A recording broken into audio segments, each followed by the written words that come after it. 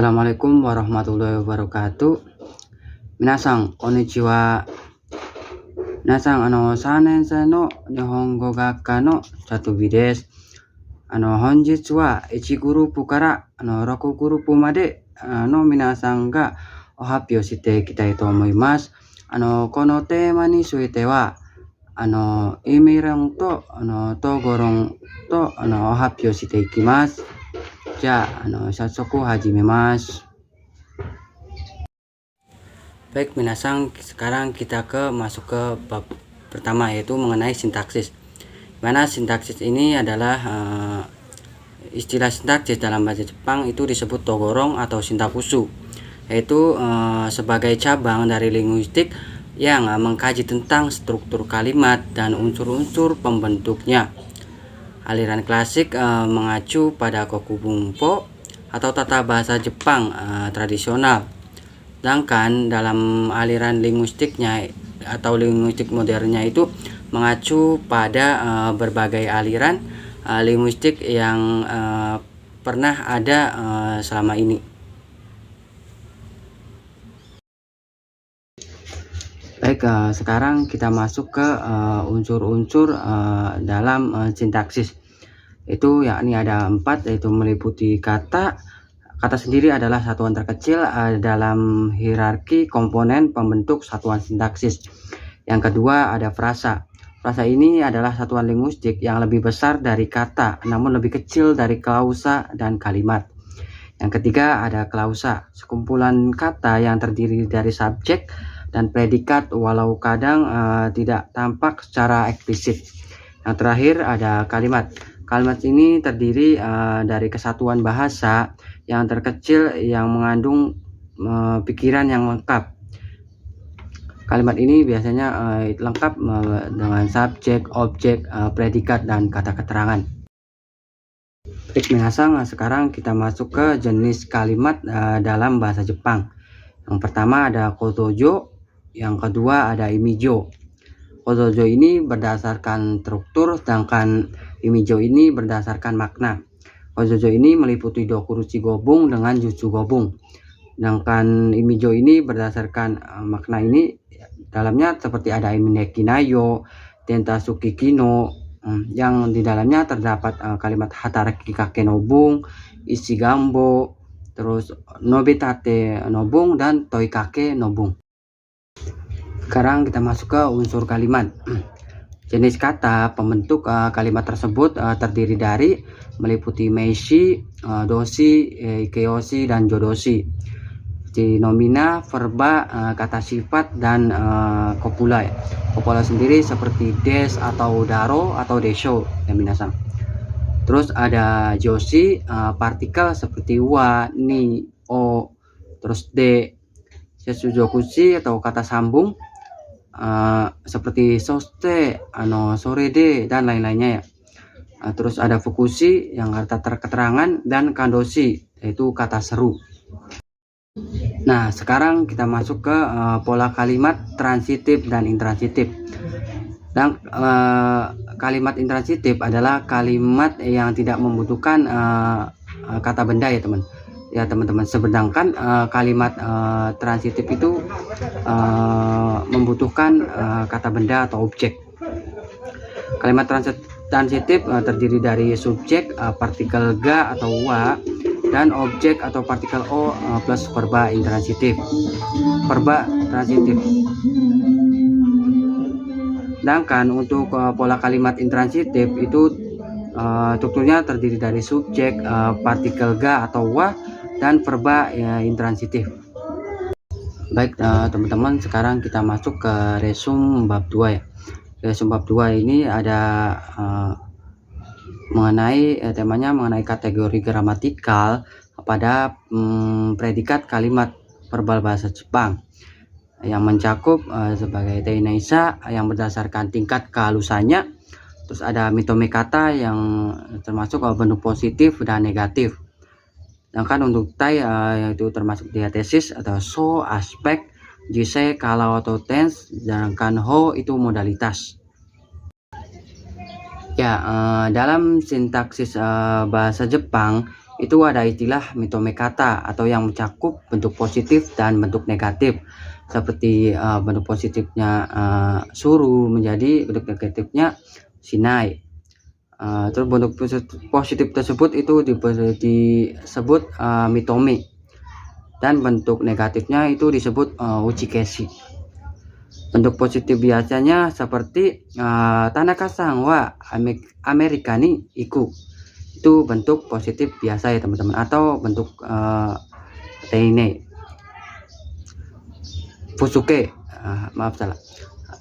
Terus ada bentuk negatif biasa seperti Tanaka-san wa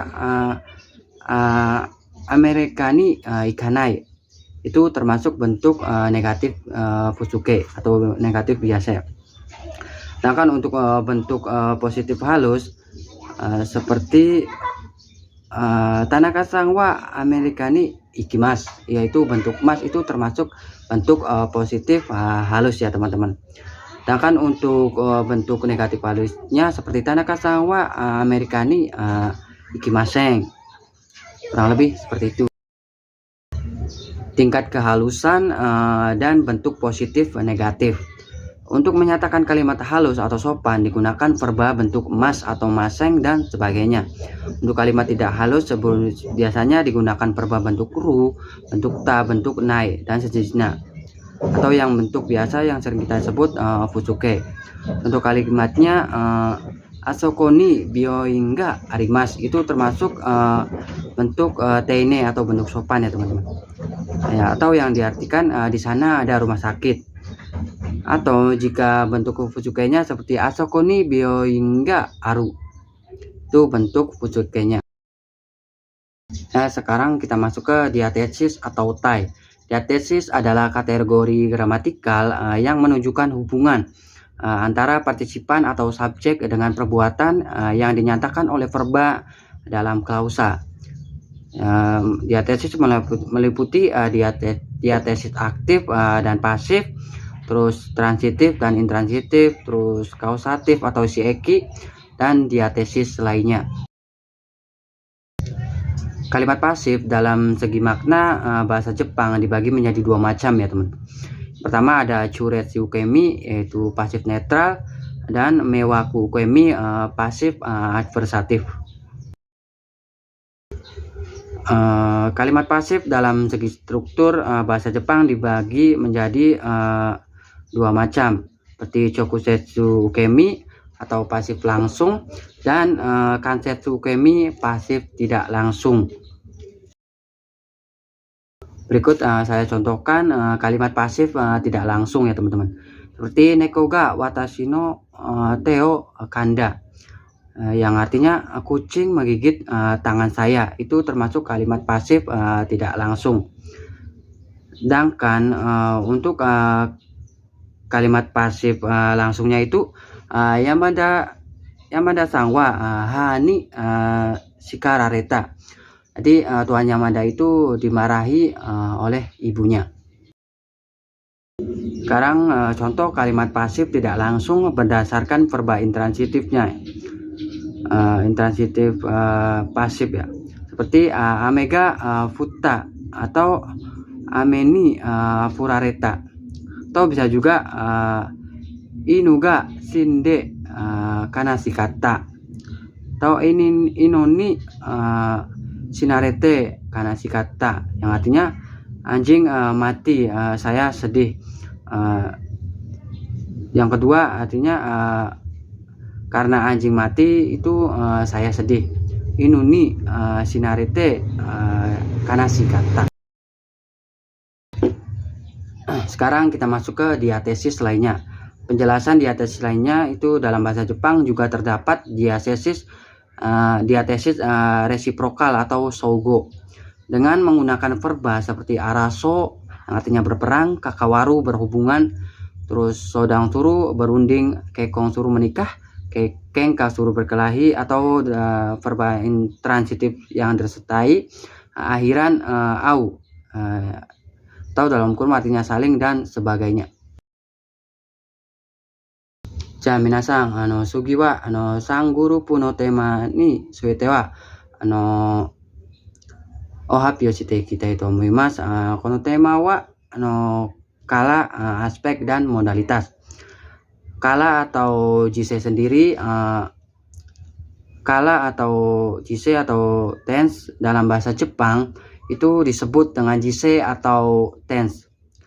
Kala adalah kategori gramatikal yang menyatakan waktu terjadinya suatu peristiwa atau berlangsungnya suatu aktivitas yang bertitik tolak pada waktu saat kalimat tersebut diucapkan. Seperti kita membuat kalimat saya sedang menonton TV, saya telah menonton TV, atau saya tidak menonton TV, itu disebut kala atau jise ya teman. Jadi berdasarkan waktu terjadinya atau waktu kita melakukan sesuatu tersebut. Berdasarkan pada bentuk verbanya, kala dalam bahasa Jepang hanya ada dua macam, yaitu ada kala lampau yang artinya kako, dan kala bukan lampau artinya hikako. Kala lampau itu seperti bentuk ta atau ya sesuatu yang telah terjadi seperti te simau. Sedangkan kala bukan lampau itu seperti yang sedang dilakukan, teiru atau bentuk mas.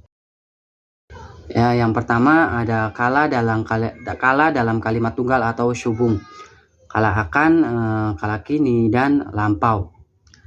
Sedangkan yang kedua ada kala dalam anak kalimat seperti juzoku setsu, seperti kalimatnya nihon ikutoki kamera o katta, atau saya telah membeli kamera pada saat akan pergi ke Jepang. Atau bisa kalimat kedua seperti nihon tatoki kamera o kau, atau yang artinya saya akan membeli kamera setelah saya telah pergi ke Jepang atau sampai ke Jepang. Nah, sekarang kita masuk ke kalimat yang tidak berkala ya teman-teman, atau yang disebut chojise. Chojise sendiri adalah chojise ini adalah tidak setiap kalimat dalam bahasa Jepang itu berhubungan dengan kala. Ada juga kalimat yang sama sekali tidak berkaitan dengan kala, meskipun kalimat tersebut merupakan kalimat yang menyatakan suatu perbuatan, seperti nihon ni fujisan ga aru, atau kami wa yoko ni aruku, atau yang artinya kepiting itu berjalannya miring. Sekarang kita masuk ke aspek atau so. Aspek yaitu kategori gramatikal dalam verba yang menyatakan kondisi suatu perbuatan atau kejadian, apakah baru dimulai, sedang berlangsung, atau sudah selesai atau berulang-ulang. Aspek dalam bahasa Jepang meliputi yang pertama ada aspek untuk menyatakan dan dimulainya suatu kegiatan, yaitu menggunakan nani ru dan tokoro da. Yang kedua, aspek untuk menyatakan dimulainya suatu kegiatan, itu menggunakan nani hajimeru dan nani dasu. Yang ketiga, aspek untuk menyatakan sedang berlangsungnya kegiatan, yaitu seperti nani teiru, nani tokoroda. Dan yang terakhir ada aspek untuk menyatakan suatu perbuatan, seperti nani te dan iku dan nani te kuru. Untuk menyatakan aspek dalam bahasa Jepang, secara garis besarnya dikelompokkan menjadi dua macam. Yang pertama ada aspek yang menggunakan bentuk T dan aspek yang tidak menggunakan bentuk T. Verba bantu hojodoshi yang mengikuti verba utama hondoshi bentuk T yang berhubungan dengan aspek, yaitu teiru, tekuru, teiku, tearu, teoku, tesimau, dan teiru. Aktivitas atau kejadian yang sedang berlangsung seperti kodomo tachi wa niwa de asondeimasu, yang artinya anak-anak sedang bermain di halaman, atau kondisi atau hasil dari suatu perbuatan, doa ga shimateiru, jadi pintu itu tertutup. Jadi ada istilah perbuatan di dalam kalimat tersebut. Sekarang kita masuk ke aspek yang tidak menggunakan bentuk T atau tanpa bentuk T. Aspek yang menggunakan jenis verba selain bentuk T diantaranya menggunakan sufiks pada verba majemuk. Sufiks kata dalam verba majemuk yang biasa digunakan untuk menyatakan aspek, yaitu nani-nani hajimaru, nani-nani dasu, nani-nani kakeru, suzukeru, tosu, owaru, dan ageru. Akhiran nani-nani hajimeru dan dasu digunakan untuk dimulainya suatu kegiatan. Akhiran kakeru, suzukeru, dan tosu digunakan untuk menyatakan aspek sedang berlangsungnya suatu kegiatan atau kejadian. Akhiran owaru atau ageru untuk menyatakan aspek berakhir atau selesainya suatu kegiatan tersebut. Baik teman-teman, kita masuk ke modalitas atau jise, ho dan so. Modalitas adalah kategori gramatikal yang digunakan pembicara dalam menyatakan suatu sikap terhadap sesuatu kepada lawan bicaranya, seperti dengan menginformasikan, menyuruh, melarang, meminta, dan sebagainya dalam kegiatan berkomunikasi.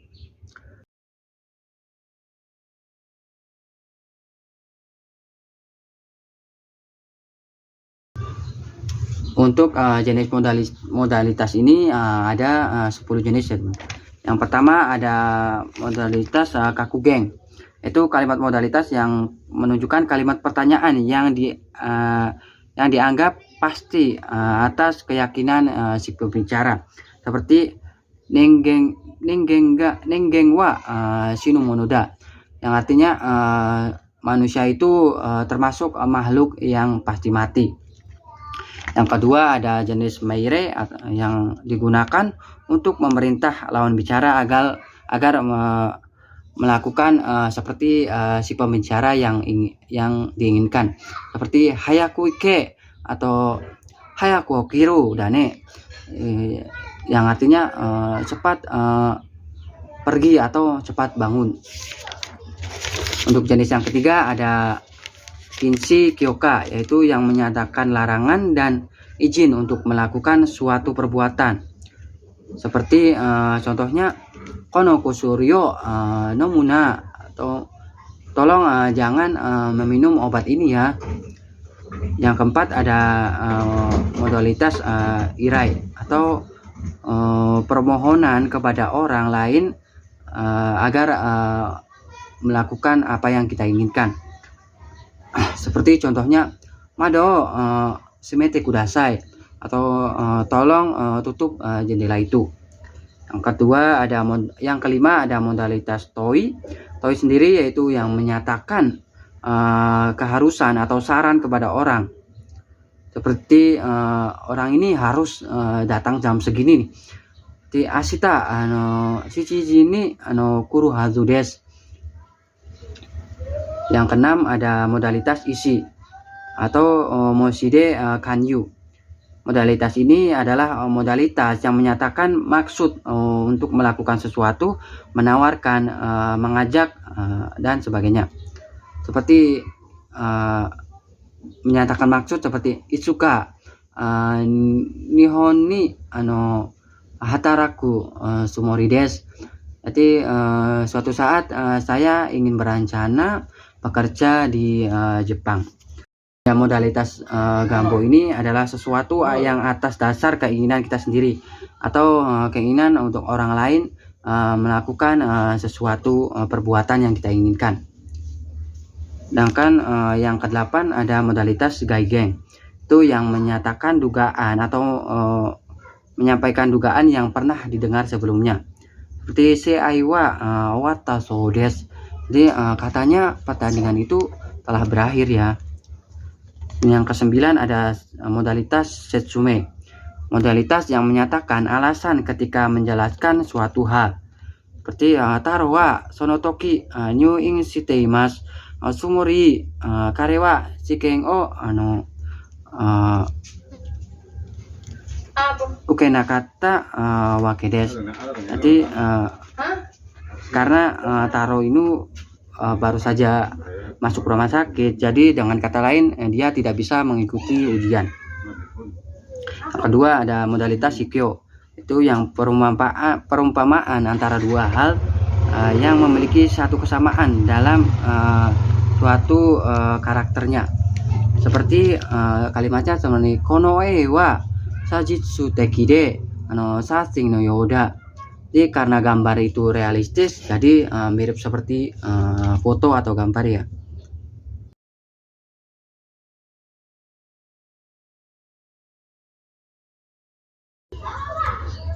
Ya minasang, sekarang kita masuk ke resume bab 4 yang itu temanya mengenai teori analisis.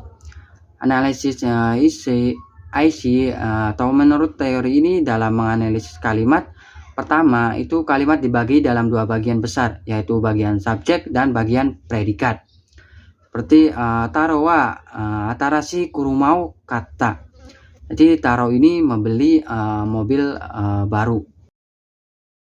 Teori gramatikal generatif. Teori generatif mengeluarkan teori yaitu struktur frasa. Dikatakan bahwa kalimat terbentuk karena dua hal, yaitu adanya struktur kalimat yang berdasarkan pada ketentuan struktur frasa, dan struktur frasa tersebut diisi dengan kata yang tepat berdasarkan pada ketentuan leksikonnya. Berikut adalah contoh gambar atau mengenai ketentuan struktur frasa dan ketentuan leksikonnya ya teman-teman. Seperti pada struktur frasa itu ada subjek, terus verba predikat, terus non predikat. Dan untuk ketentuan leksikon itu seperti non, verba, auk, terus terus po. Non sendiri meliputi kata benda ya, seperti hanako, boshi, kuruma dan lain-lain. Untuk verba meliputi kau atau predikat saja ya. Untuk auk itu seperti kopula, ta atau daro dan lain-lain. Untuk seperti adjektif pak itu seperti akai, atarashi dan ya termasuk meliputi ikoyoshi dan nakoyoshi. Untuk po itu seperti partikel wa, ga, o, de, ni dan lain-lain. Sekarang kita masuk ke contoh kalimatnya ya teman-teman. Seperti taro wa jiro ni jibun no heya de benkyou saseta. Pada contoh di atas, frasa jibun no heya bisa menunjuk dua makna, yaitu taro no heya dan atau kamar taro, atau jiro no heya atau kamar jiro. Pendekatan formalis dan fungsionalis menurut Takami dan Kuno pada 2006 halaman 3 menjelaskan bahwa pendekatan dalam menganalisis sesuatu kalimat secara umum itu ada dua macam ya teman-teman, yaitu secara formalis dan fungsionalis. Pendekatan yang formalis digunakan dalam aliran tata bahasa transformasi generatif, sedangkan pendekatan yang fungsional digunakan dalam aliran tata bahasa fungsional. Sekarang kita masuk ke kalimat dengan contoh kalimat yang diterangkan dan menerangkan ya teman. Seperti gaksega takarakujiyo kata. Jadi mahasiswa itu membeli lotre. Jadi yang diterangkan itu adalah mahasiswa, yang menerangkan itu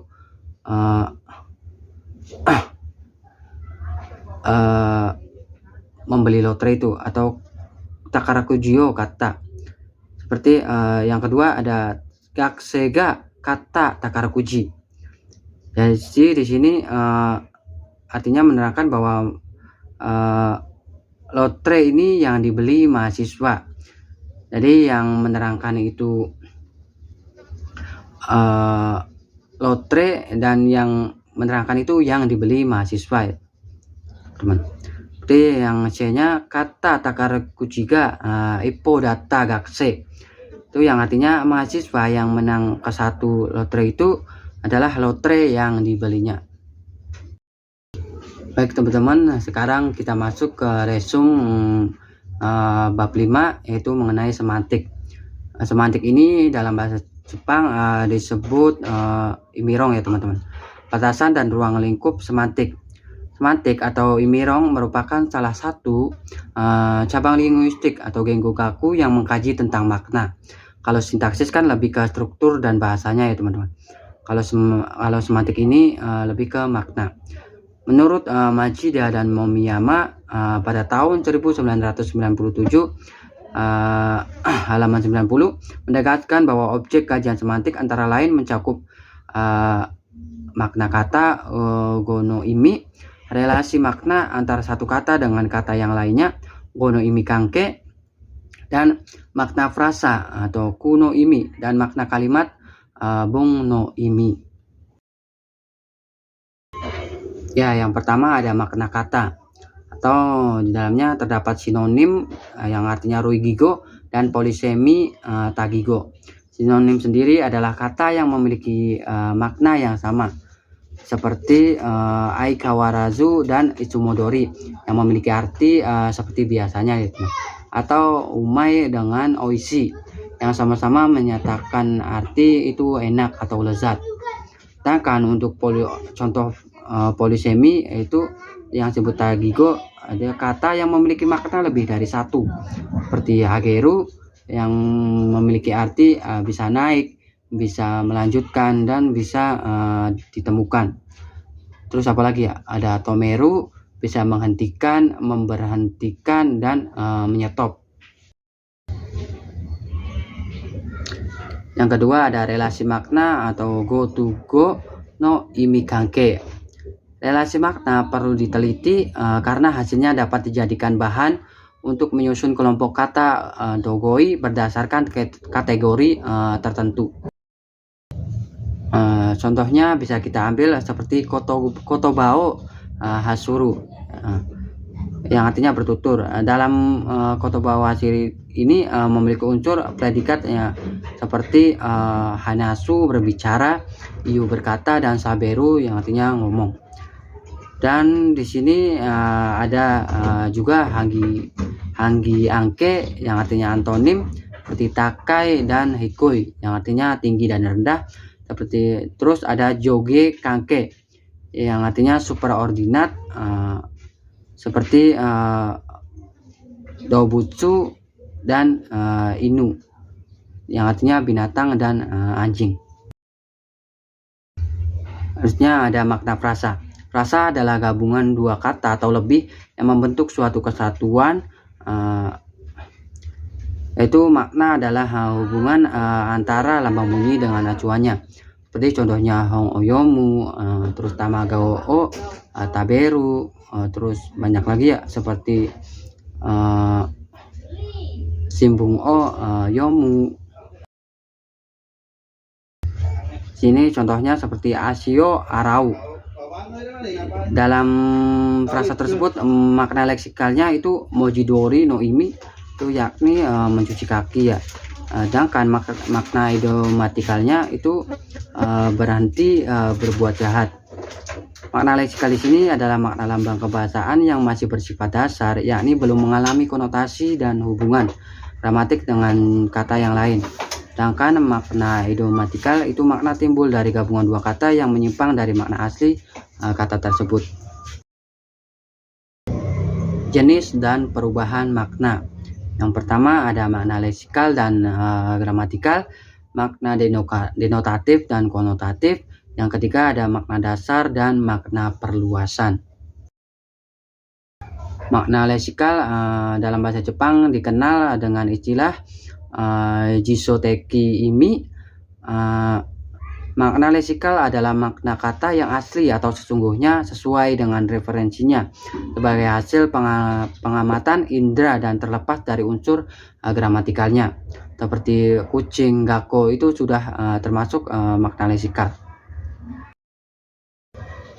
Selanjutnya ada makna gramatikal. Ya, makna gramatikal dalam bahasa Jepang disebut pumpoteki imi, yaitu makna yang muncul akibat proses gramatikalnya, seperti isogashi, terus taberu, artinya sibuk dan makan.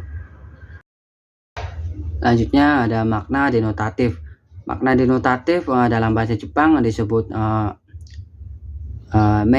meiji teki imi atau gaieng, yaitu makna yang berkaitan dengan dunia luar bahasa, seperti suatu objek atau gagasan, dan bisa dijelaskan dengan analisis komponen makna.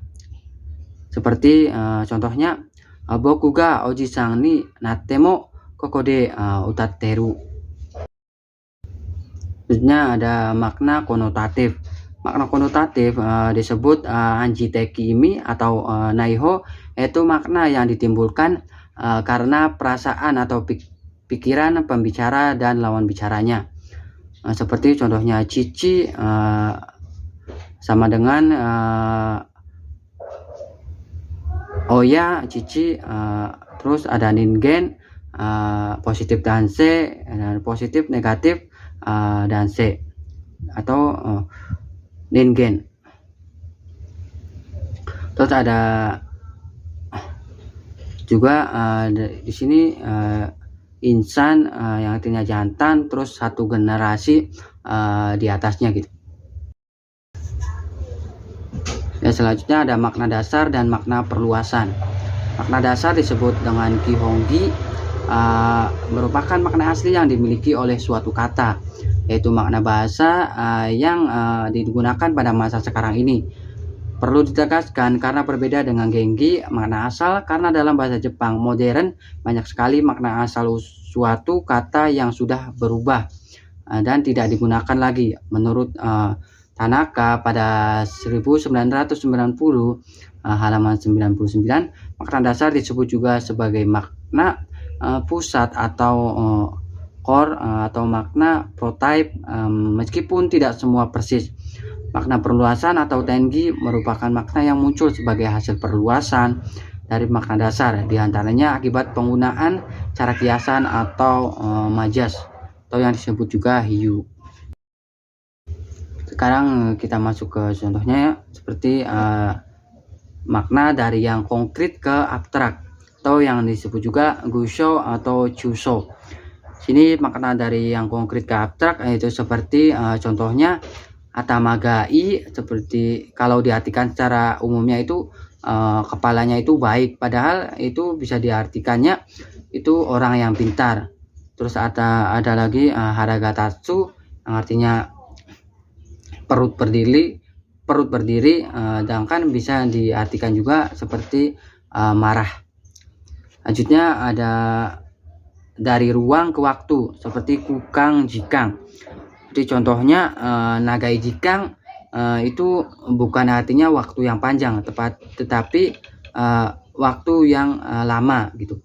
Atau sanenmai bukan diartikan 3 tahun ke depan, tapi 3 tahun yang lalu.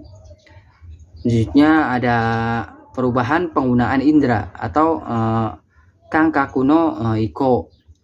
Itu seperti contohnya okikoe itu bukan diartikan suara yang besar, tapi diartikan sebagai suara yang keras. Terus ada amaiko, itu bukan diartikan sebagai anak yang manis ya, seperti anak yang manis yaitu bukan anak yang manis, tetapi diartikan sebagai anak yang manja. Terus dari yang khusus ke yang umum atau generalisasi, atau bisa juga disebut ipangka kakudai. Seperti contohnya kimono ya. Kita kan tahu bahwa semula itu pakaian Jepang, khas tradisional Jepang, sedangkan digeneralisasikannya itu menjadikan baju yang biasa gitu, baju biasa aja, bukan baju tradisional Jepang. Terus ada dari yang umum ke khusus atau spesialisasi, atau disebut juga tokushuka shukusho. Seperti hanami. Hana ini di cara arti itu diartikannya ya udah bunga aja, hanami atau melihat bunga, tetapi orang Jepang ini mengartikannya itu atau bahasa sasarannya itu mengartikannya itu melihat bunga sekari, bunga sakura. Selanjutnya ada tamago ya. Semisal katanya tamago taberu. Tamago di sini memiliki arti secara umum telur saja ya. Tapi kalau untuk tamago taberu itu akan jadi artinya seperti makan, kita itu makan dengan telur ayam.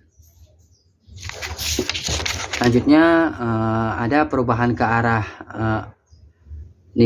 perubahan nilai ke arah yang positif atau kachi no josho. Seperti contohnya boku, pada negara Jepang boku itu dulu digunakan untuk budak saja, tapi zaman sekarang itu boku digunakan lebih ke untuk penyebutan sehari-hari ya. Jadi dulunya itu punya nilai negatif menjadi nilai ke positif. Yang terakhir ada perubahan ke arah yang negatif, seperti kisama yang artinya kamu, itu dulunya itu sama seperti anata ya, untuk kamu, tapi sekarang digunakan untuk hanya orang-orang yang kedudukannya itu rendah saja. Jadi ada perubahan positif, yang dulunya positif itu menjadi negatif. Baik, sekarang kita masuk ke resum bab 6 ya, yaitu mengenai kajian kosakata yang meliputi makna arti dan huruf kanji dan kana.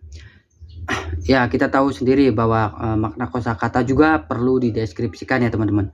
Seperti contoh kotobanya seperti oishi itu digunakan untuk makanan dan minuman saja, tidak bisa digunakan untuk seperti karada ga oishi kunai. Jadi badan saya itu tidak enak, tidak bisa, berarti kalau untuk oishi itu hanya digunakan untuk makanan dan minuman saja. Sedangkan untuk huruf kanji dan kana juga, setiap kata kan perlu disertai huruf kanjinya kan, termasuk bagaimana cara menulis okurigananya atau tambahan huruf hiragana setelah huruf kanji. Seperti verba hakaru yang artinya mengukur, dan hakaru juga ada yang menimba, untuk mengira, dan untuk menakar dan lain-lain. Jadi kanji juga bisa bunyinya sama tapi artinya berbeda gitu. Yang ketiga ada pelafalan hatsuongnya. Ini bisa kita lihat bahwa pelafalan hatsuong juga berbeda-beda ya teman-teman. Seperti pelafalan ame, yaitu ame yaitu untuk hujan, sedangkan untuk permen itu me-nya itu lebih ke tinggi, ame gitu. Sedangkan untuk hujan kan ame itu hujan, sedangkan untuk ame itu untuk permennya. Begitupun dengan kotoba yang ada di gambar ini ya teman-teman. Bisa dideskripsikan bahwa yang hitam itu tekanannya tinggi, kalau yang putih itu tekanannya rendah. Sekarang kita masuk ke metode kajian kosakata. Yang pertama ada analisis komponen makna seibumseki, dan yang kedua ada analisis imitokucho dalam igiso. Yang ketiga ada hubungan antar makna go to go no imi kanke. Jenis-jenis hubungan antonim. Yang pertama ada oposisi mutlak atau sohoteki hangi kanke. Oposisi kutub itu yang disebut juga ryokyo kuteki hangi kanke. Terus ada oposisi hierarki renzo kuteki hangi kanke. Yang terakhir ada oposisi hubungan rasional atau sering disebut juga gyakui kanke. Ya, sekarang ke oposisi mutlak ya teman-teman. Hubungan antara kata otoko laki-laki dan onna perempuan, terus suseki hadir dan keseki absen, omote depan dan ura belakang bisa dikatakan beroposisi mutlak. Jika diibaratkan dengan A dan B, maka diuji dengan formula jika bukan A pasti B. Yang B ada oposisi kutub. Penamaan terhadap sesuatu hal dengan dua jenis kata yang berlawanan baik secara ruang, waktu, ataupun secara kuantitas. Secara ruang chojo yang artinya puncak gunung, dan fumoto kaki gunung. Di dalamnya masih ada chufuku yang artinya perut gunung. Sedangkan secara waktu ada ryugaku yang artinya masuk, dan sochugyo yang artinya lulus. Di dalamnya masih ada lagi proses belajar di benkyo. Secara kuantitas misal saidaitai yang artinya harga atau nilai maksimal, dan saite atau atai yang artinya harga atau nilai atau minimal. Di dalamnya masih ada harga atau nilai yang sedang atau biasa. Sekarang kita masuk ke posisi hierarki. Hubungan yang menyatakan deret jenjang atau tingkatan dalam suatu skala pengukuran seperti panjang, berat, waktu, dan sebagainya. Contoh misalnya Takai yang artinya tinggi dan Hikui rendah, Oki besar, Shisai kecil, terus Fukai dan Asai. Jika diuji dengan formula jika A maka bukan B bisa diterima. Tapi untuk formula kalau A ya pasti B, tidak bisa diterima. Contohnya Taro Karadaga Oki kunai. Taro badainya tidak besar, maka badan Taro ini belum tentu Chisai ya teman-teman, belum tentu kecil. Yang keempat ada oposisi hubungan rasional. Terjadi dalam satu peristiwa atau perkara dari sudut mana kita memandang perkara tersebut. Misalnya dalam jual beli. Yamada sang wa no Tanaka sang ni kurumau kata. Jadi Tuan Yamada ini menjual mobilnya ini ke saudara Tanaka.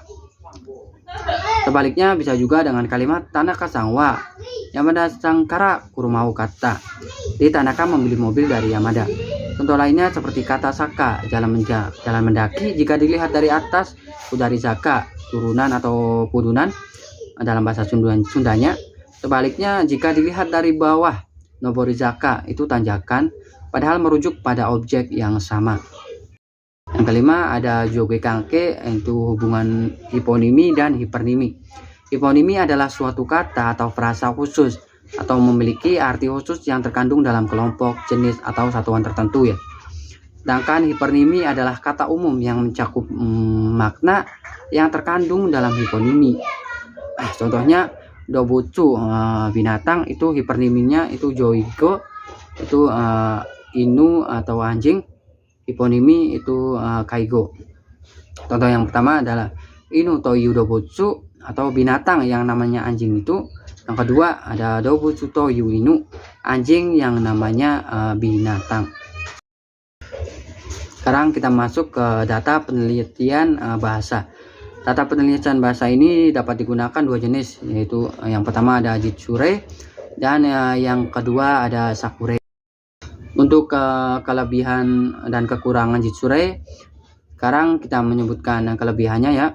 Kelebihannya yaitu kita bisa menemukan contoh pemakaian yang terkadang tidak terpikirkan dalam benak kita.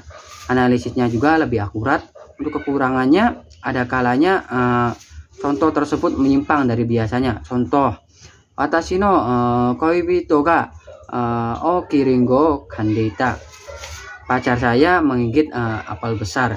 Jika hanya menggunakan Jitsure saja, maka analisis tersebut bukan merupakan riset ilmiah, melainkan hanya berupa kegiatan pendalahan. Sekarang kita masuk ke kelebihan dan kekurangan Sakure. Kelebihannya kita bisa membuat contoh yang tidak gramatikal.